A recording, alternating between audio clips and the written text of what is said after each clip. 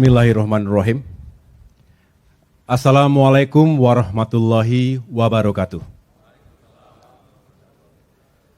Selamat pagi dan salam sejahtera untuk kita semua.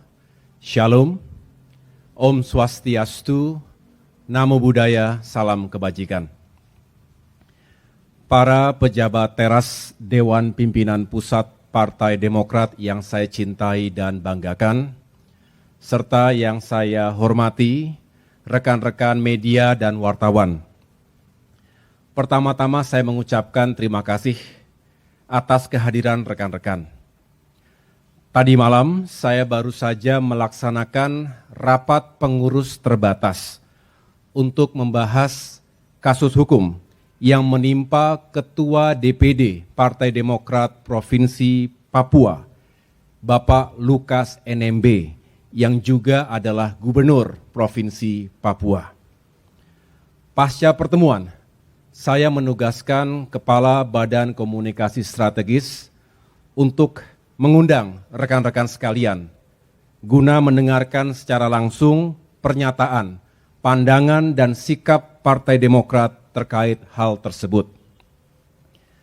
Rekan-rekan wartawan, sejak KPK menetapkan status tersangka kepada Bapak Lukas NMB, kami telah melakukan berbagai upaya untuk berkomunikasi dengan beliau, guna mengumpulkan informasi, meminta klarifikasi, serta mencari solusi terbaik.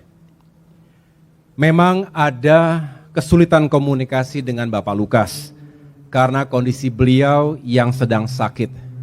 Dalam 4 tahun terakhir ini, Pak Lukas sudah 4 kali terkena serangan stroke, sehingga beliau ada keterbatasan dalam berjalan maupun berbicara.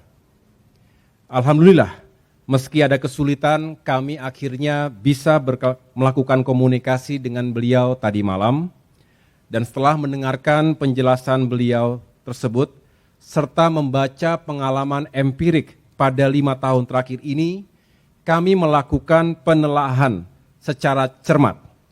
Apakah dugaan kasus Pak Lukas ini murni soal hukum atau ada pula muatan politiknya? Mengapa kami bersikap seperti ini? Karena Partai Demokrat memiliki pengalaman berkaitan dengan Pak Lukas NMB. Pada tahun 2017, Partai Demokrat pernah memberikan pembelaan kepada Bapak Lukas NMB ketika ada intervensi dari elemen negara untuk memaksakan salah seorang bakal calon wakil gubernur sebagai wakilnya Pak Lukas dalam pilkada tahun 2018 yang lalu. Soal penentuan calon gubernur dan calon wakil gubernur Papua dalam pilkada Papua tentu sepenuhnya merupakan kewenangan Partai Demokrat. Apalagi waktu itu Partai Demokrat bisa mengusung sendiri calon-calonnya. Ketika itu Pak Lukas diancam untuk dikasuskan secara hukum apabila permintaan pihak elemen negara tersebut tidak dipenuhi. Alhamdulillah atas kerja keras Partai Demokrat, intervensi yang tidak semestinya itu tidak terjadi. Kemudian pada tahun 2021, ketika Wakil Gubernur Papua, Bapak Clementinal meninggal dunia, upaya untuk memaksakan calon wakil gubernur yang dikehendaki oleh pihak yang tidak berwenang hidup kembali. Saat itu pun Partai Demokrat kembali melakukan pembelaan secara politik terhadap Pak Lukas. Kami berpandangan, intervensi dan pemaksaan semacam ini tidak baik untuk kehidupan demokrasi kita.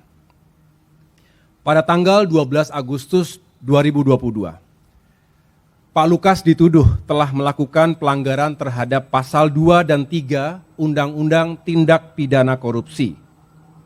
Unsur terpenting pada pasal tersebut adalah adanya unsur perbuatan melawan hukum dan penyalahgunaan wewenang serta adanya unsur kerugian negara. Tetapi pada tanggal 5 September 2022, tanpa pemeriksaan sebelumnya, Pak Lukas langsung ditetapkan sebagai tersangka. Beliau dijerat dengan pasal baru, yakni pasal 11 atau 12 Undang-Undang Tindak Pidana Korupsi tentang delik gratifikasi. Rekan-rekan sekalian, setelah mempelajari kasus hukum yang menimpa Pak Lukas itu, dan setelah berkonsultasi dengan Ketua Majelis Tinggi Partai, maka saya akan menyampaikan pandangan dan sikap Demokrat sebagai berikut. Pertama, Partai Demokrat memegang teguh komitmen untuk mendukung setiap upaya penegakan hukum di negeri ini, termasuk upaya pemberantasan korupsi. Kedua, untuk itu, Partai Demokrat menghormati dan mendukung proses hukum yang sedang berjalan. Kami hanya bermohon agar hukum ditegakkan secara adil. Jangan ada politisasi dalam prosesnya. Juga mari kita hindari trial by the press. Ketiga, kami juga mendukung upaya hukum Pak Lukas untuk mencari keadilannya. Selama proses itu berjalan, mengingat Pak Lukas berhalangan untuk melaksanakan tugasnya atau non-aktif, maka kami menunjuk Saudara Willem Wandik sebagai pelaksana tugas Ketua DPD Partai Demokrat Provinsi Papua. Hal ini sesuai dengan anggaran dasar Partai Demokrat pasal 42 ayat 5. Keempat, Saudara Willem Wandik adalah salah satu wakil Ketua Umum Partai Demokrat yang juga menjabat sebagai anggota Komisi 5 DPR RI dari fraksi Partai Demokrat. Dengan kapasitas dan integritas yang dimiliki, saya berharap Saudara Willem Wandik dapat melaksanakan tugas dengan sebaik-baiknya. Kelima, Partai Demokrat sangat menghormati dan memegang teguh the rule of law, termasuk mentaati azas praduga tak bersalah. Untuk itu, apabila di kemudian hari Bapak Lukas NMB tidak terbukti bersalah, yang bersangkutan dapat diangkat kembali pada jabatannya. Ini sesuai dengan ketentuan dalam anggaran dasar Partai Demokrat pasal 42 ayat 6. Tetapi jika terbukti bersalah, sesuai dengan fakta integritas yang telah ditandatangani, maka kami akan mengangkat ketua definitif melalui mekanisme musyawarah daerah luar biasa. Keenam, Partai Demokrat tidak akan pernah melakukan intervensi terhadap proses hukum dalam bentuk apapun.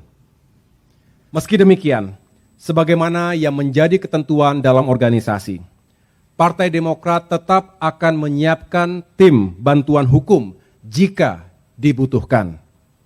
Hal ini berlaku sama untuk seluruh kader Partai Demokrat yang terkena kasus hukum. Ketujuh, kepada seluruh kader Partai Demokrat di Provinsi Papua, saya minta tetap tenang dan mari kita hormati proses hukum yang sedang berjalan. Sama-sama kita jaga situasi kondusif di tanah Papua yang kita cintai. Demikian pandangan dan sikap Partai Demokrat menyangkut kasus hukum yang menimpa Bapak Lukas NMB. Atas kehadiran dan perhatian rekan-rekan sekalian, saya mengucapkan terima kasih. Wassalamualaikum warahmatullahi wabarakatuh.